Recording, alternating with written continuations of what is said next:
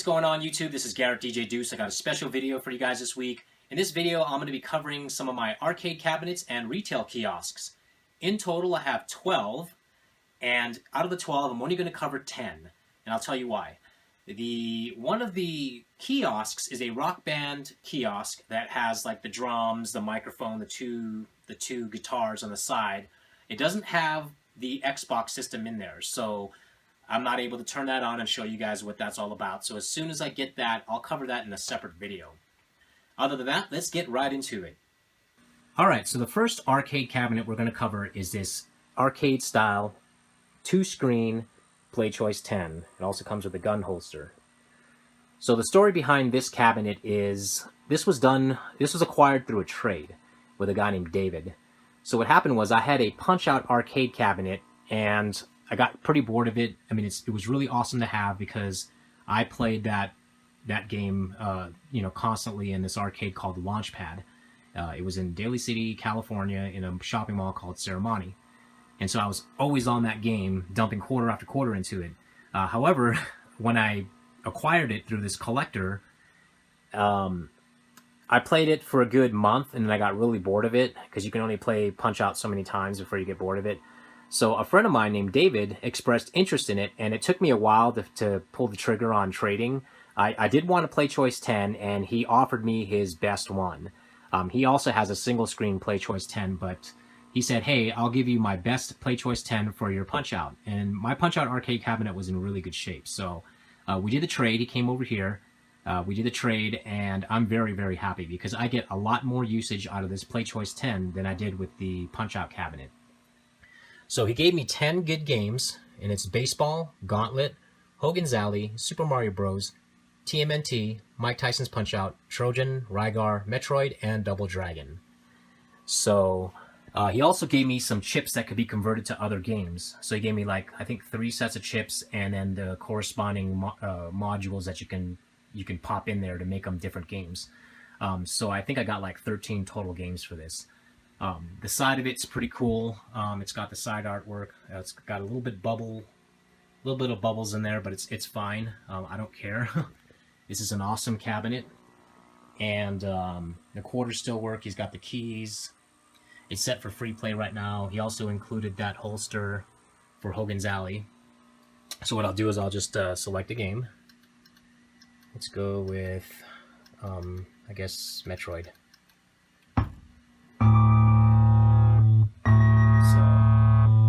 Really good sound. It's really loud. Control panel overlay is really clean. Some of these that I've seen have like cigarette burns on there from, I guess, arcades that allowed smoking, but this is really clean. Plexiglass, dual screen. So very happy with this trade. So this is arcade cabinet number 1. Alright, so this is arcade cabinet number 2. This is a tabletop Nintendo Playchoice-10. I acquired this as a trade plus cash deal with a guy named Sparky, who finds like some really cool items, not just necessarily video game items, but stuff from like World War II, some cool little memorabilia, patches and whatnot. This guy is just a jack of all trades. So one day he posted this picture of this Playchoice-10 on his Facebook, and he said, hey, found one of these. Anyone interested? So I messaged him right away. And it took about, I think, 2 or 3 weeks to complete the trade and cash. But I got a really good deal on this. I think I paid like $500 for it, and then I gave him some trade. Now this cabinet's about $2,000, I think, or $2,500. And it comes with all the keys, too. The barrel key for the front and the back. So that's pretty awesome, and it also has like the coin catcher, the tray in here as well. Came with 10 games: Super Mario Bros. 3, Dr. Mario, Mike Tyson's Punch-Out, Mario's Open Golf, Baseball Stars, Super Contra, TMNT, Mega Man 3, Pro Wrestling, and Russian Attack. So we'll just select a game from here. In this case, it'll be Mega Man. Reminds me of CJR.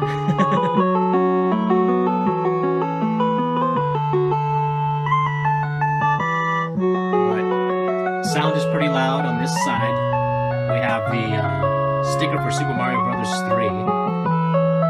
That's 1989. So that's an original label. It's in free play mode right now.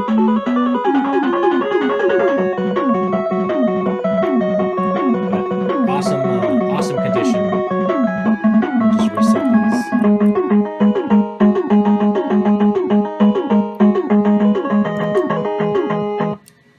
All right. So that is arcade cabinet number 2. All right, so this is arcade cabinet number 3. This is a Tron arcade cabinet. Quarter slots work and everything. I got this from Denver. So how I acquired this was a reseller named Robin, rest in peace. She passed away last year. She had posted something in a Facebook channel that said, hey, anybody interested in this Tron cabinet? Guy's selling it really cheap. And cheap meaning $750.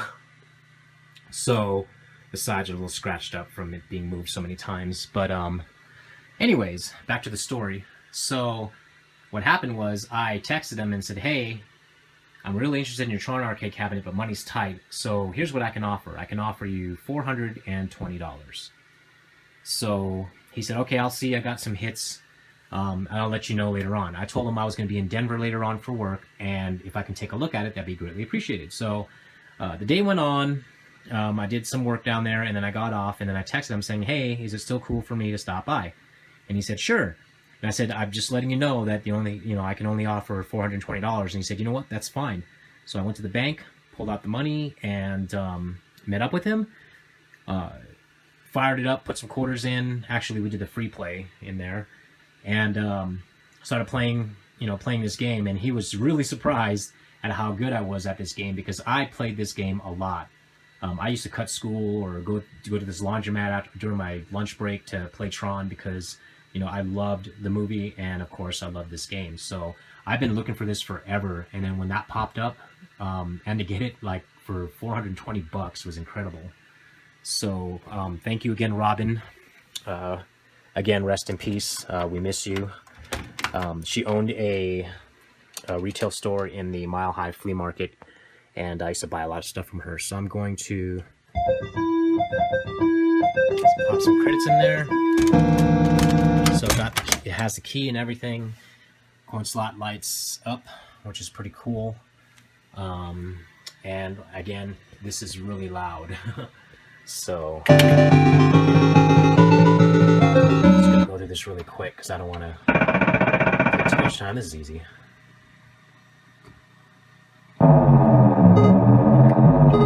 It's hard to put this one-handed. That's essentially it. You have 4 mini games. You play 4 mini games in here. Oh, nice. That's cool. I know all the patterns.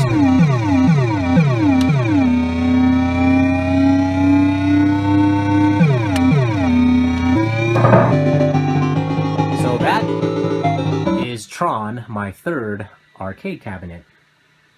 Alright, so what we have here is arcade cabinet number 4. This is my 2-slot conversion cabinet, Neo Geo system. So the story behind this was I saw this pop up on Craigslist for $220, and I offered the guy $200, and he said yes. So what I did was I bought a 161-in-1 cart. It comes with all these games, and pretty much put it in there, and this is pretty much all I use to toggle through the games. Since it's only a 2-slot system, there's no point in me trying to collect the MVS carts. I do want like Windjammers and some of the other things that didn't make that list, and this was the best quality 161 cart out there on the market, and it was pretty cheap. I think it was like $80. So everything works on it. The marquee lights up, and let's just fire it up for sound. Put a metal slug.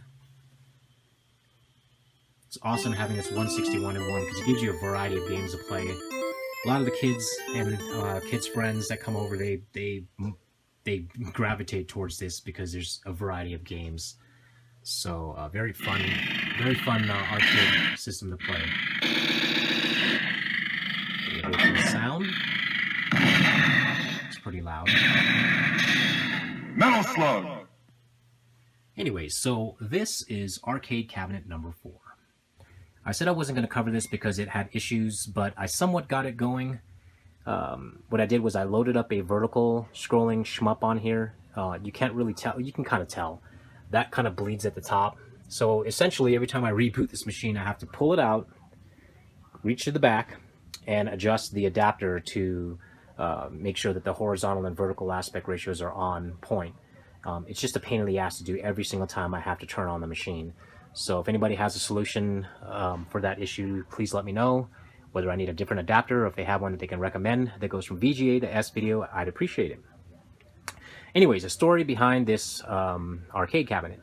So on a Craigslist, an ad popped up for a MAME cabinet. Had some emulators loaded on it. It came with a laptop without a screen, and they wanted $420 or best offer. So I said, I shot a text over to the person and said, hey, what's the lowest you would take? And miraculously, they said the lowest they would take is $200. So I jumped on it. I said I get off at 5, went over there, picked it up, loaded it up in my truck, and took it home. After this short clip of this arcade cabinet, I'm going to show you the text conversation I had with the person that sold this to me. So it has front side USB ports. One of them has the Logitech dongle, which is this keyboard right here. And this is what I use to scroll, to select the games and use the mouse and whatnot. It's pretty convenient. It's very small, and I just usually put it on the side when I'm not using the MAME cabinet. But this is another favorite downstairs in the basement because it's got thousands of games. Right now I have Dog Gun loaded on it. I paused it because it's pretty loud. So I'm going to unpause it so you guys can hear how great this arcade cabinet sounds. It has a subwoofer and 2 highs up there. So I'm just waiting for something.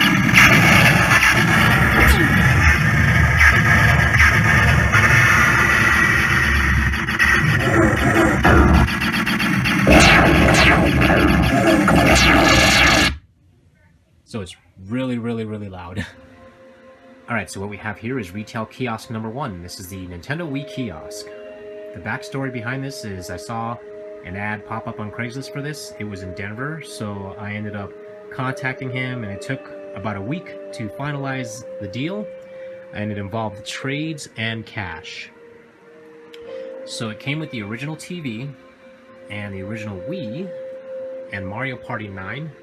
It also came with the the little insert sleeve that goes into the Wii for the Mario Party 9 and the keys. One Wiimote and nunchuck, and it's kind of yellow. This whole front panel is yellowed, but still very happy to get this because this is a beautiful kiosk. I love that neon blue light finish to it. So let's fire it up just to kind of give you guys a taste of what it sounds like. I believe it just has sound driven off the TV, so no built-in subwoofers or anything like the other kiosks that you're about to see. And of course there's Mario Party 9 in there, so let's... where's the wand at? Huh. Where is my cursor? There we go.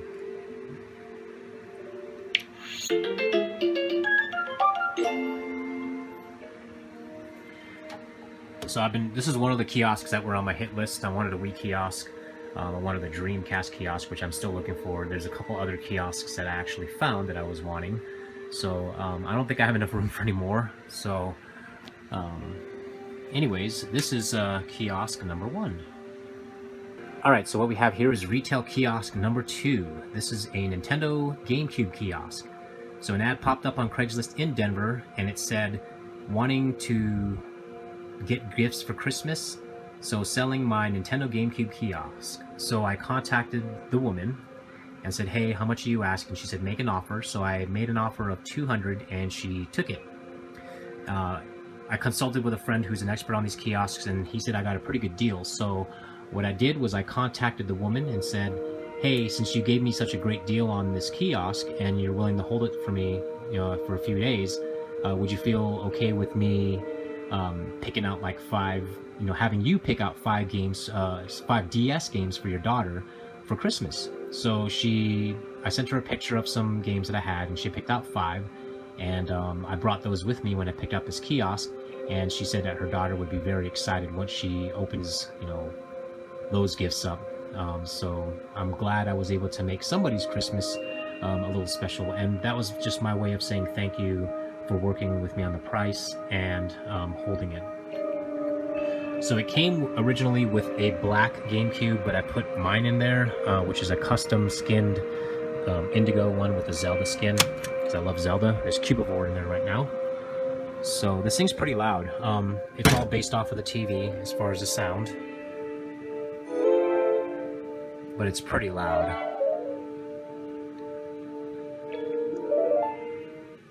And so this is probably going to be really loud.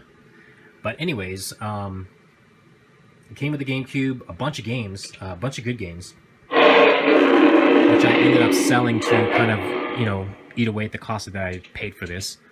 And these two controller arms were kind of cracked and bent, you know, downwards. So I had to crazy glue them a little bit over here too. And so what I'll probably have to do is I'll probably have to take these arms off and replace these controllers because they're in pretty bad shape. And I do have extra controllers that I can put in here. So pretty loud. And this is Retail Kiosk number 2. Alright, so what we have here is Retail Kiosk number 3, the original Xbox kiosk. It's pretty loud.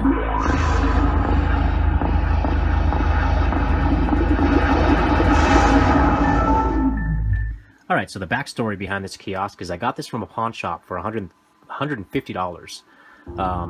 It did not come with the original TV, did not come with the plexiglass that covers the console, didn't come with this original Xbox Halo Edition or the controllers. It did come with an Xbox 360 Slim. It was a 320GB version, plus Grand Theft Auto 5. So I sold both the console and the game on Craigslist for $130. So this only costed me $20 out of pocket for this kiosk.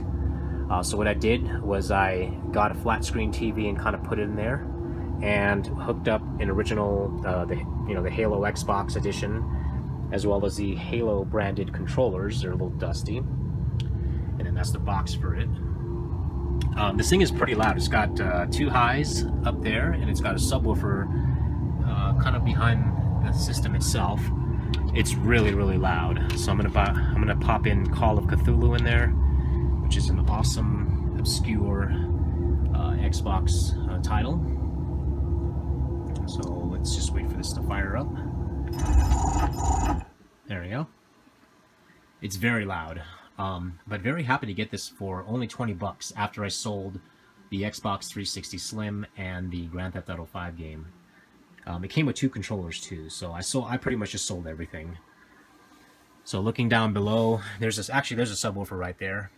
And below that, I have a Mountain Dew original Xbox still in the box, as well as Munch's Odyssey down there. And then I picked this up from Video Game Exchange.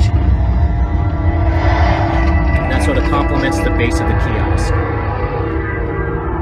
So, yeah, this thing is loud. I love to play it loud. And it just gives that arcade feeling to the basement when things are very loud and with subwoofers.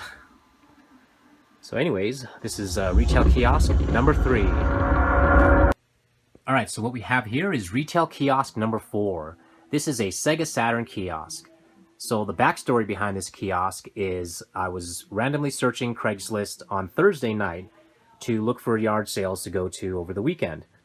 And so I usually search Nintendo, Sega, and all that good stuff to see what yard sales have video games.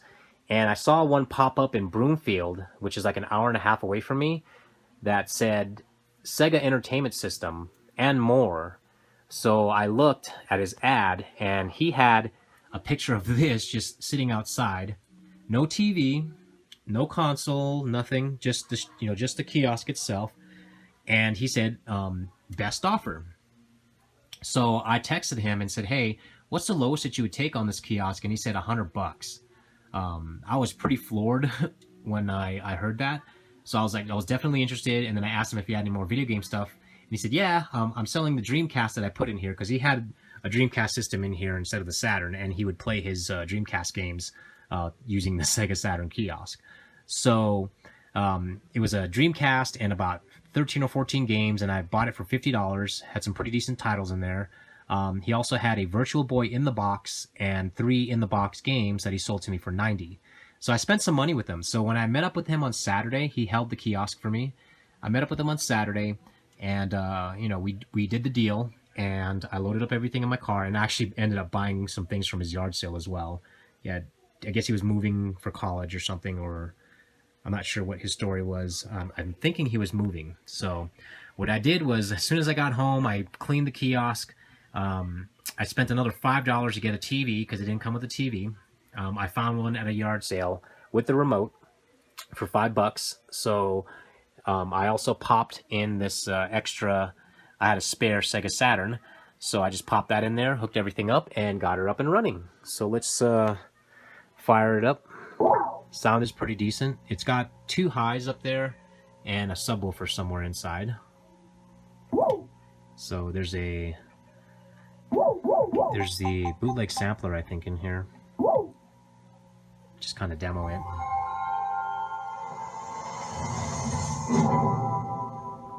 The volume's not that loud right now. Let's see.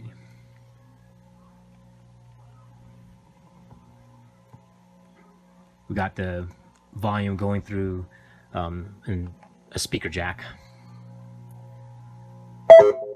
That's really loud.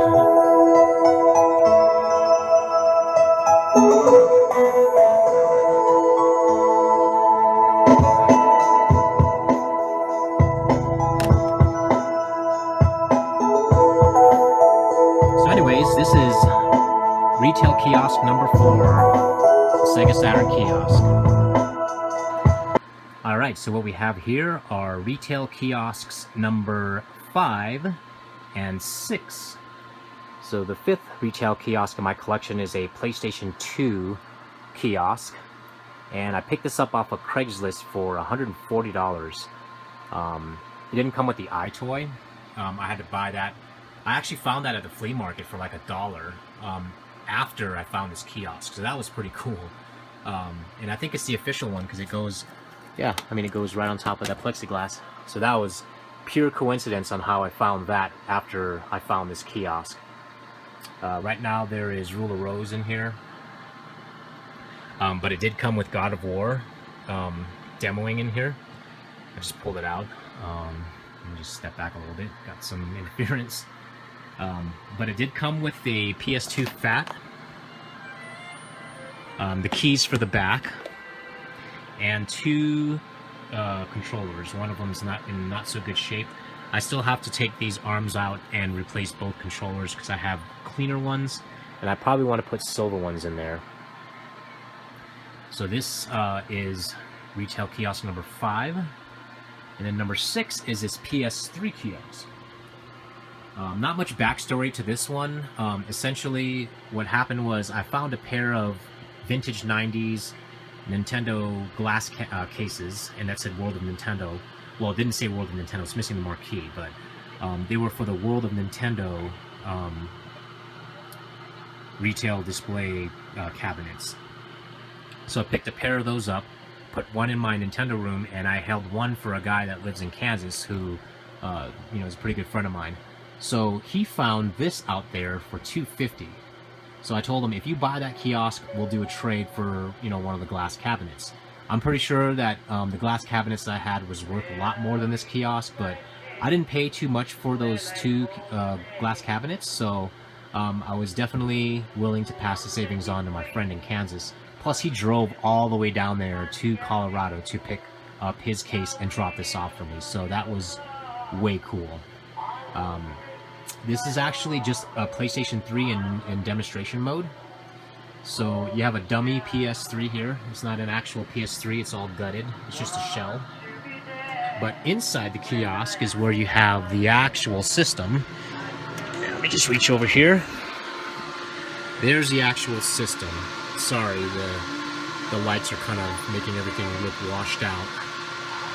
It's got the power connector in there. But this is a really, really beautiful kiosk. There's actually 2 versions of this kiosk. There's one with red lights and there's one with blue lights.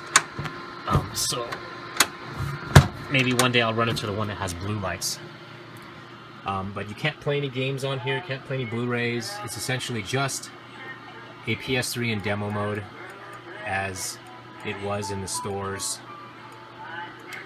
I'm almost tempted to just put a different PS3 in here, but a lot of my friends said no, keep it original. So I don't know, I still think I'm going to put a different PS3 in here so we can actually play it, instead of just, you know, having it say demonstration mode and not being able to do anything. Because you're pretty limited in demo mode of what you can do. So even if I go to system update, it says this operation is not available here. So anyways, so this is retail kiosk number 6. And that's number 5 again. Love this kiosk. Big PS2 fan. So this really complements the game room. And I'm a huge PS3 fan, so this also complements the game room as well.